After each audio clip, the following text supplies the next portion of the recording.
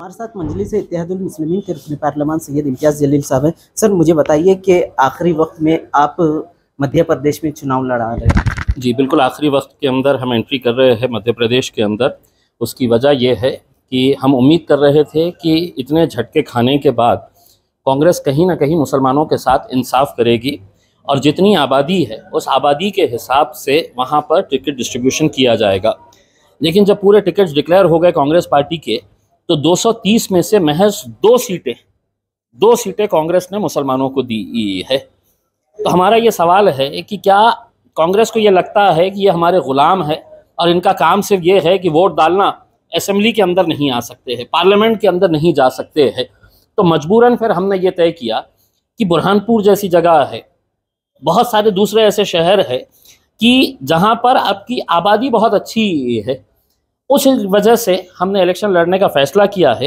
कांग्रेस अगर ये समझती है कि नहीं इनको टिकट दिए तो ये जीतेंगे या नहीं जीतेंगे, तो मैं सीधा सवाल कमलनाथ साहब से कर रहा हूं कि कमलनाथ साहब, मुझे ये बताइएगा कि आप क्या ये दावा कर सकते हैं कि 230 सीटें आप जो मध्य प्रदेश के अंदर लड़ा रहे हैं, क्या आप पूरे के पूरे जीतने वाले हैं? अगर आप टिकट ही नहीं देंगे तो इस कौम की नुमाइंदगी असेंबली के अंदर कैसी होगी, पार्लियामेंट के अंदर कैसी होगी? आप चाहते हैं कि नहीं हमको डराओ बस कि बीजेपी आ जाएगी, अगर नहीं देंगे तो उसमें, तो बीजेपी आ जाएंगे तो किसको डरा रहे हैं आप?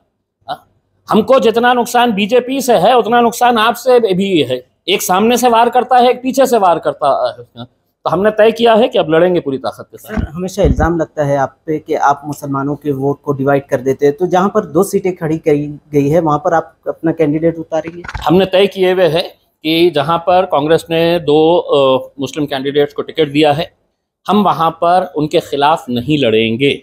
ये हमने फैसला लिया है।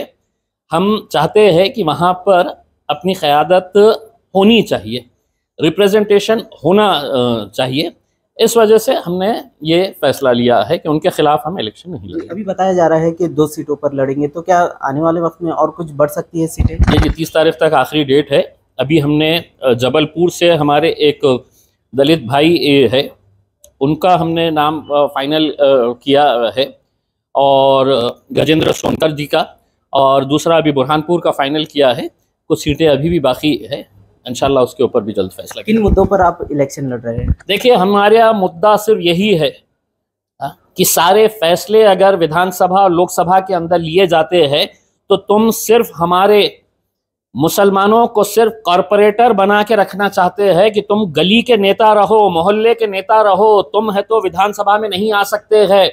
विधानसभा में कमलनाथ साहब जाएंगे, उनका बेटा जाएगा, उनका भतीजा जाएगा, लेकिन तुम लोग अपने मोहल्ले के नेता बन के रहो, उसमें बड़ा सोच मत रखो। और हम चाहते हैं कि नहीं, ये लोगों ने भी पार्लियामेंट में जाना चाहिए, असेंबली के अंदर भी जाना चाहिए। शुक्रिया सर, ईटीवी भारत से बात करने के लिए। ये थे मजलिस इत्तेहादुल मुस्लिमीन के रुकन पार्लियामान सैयद इम्तियाज़ जलील।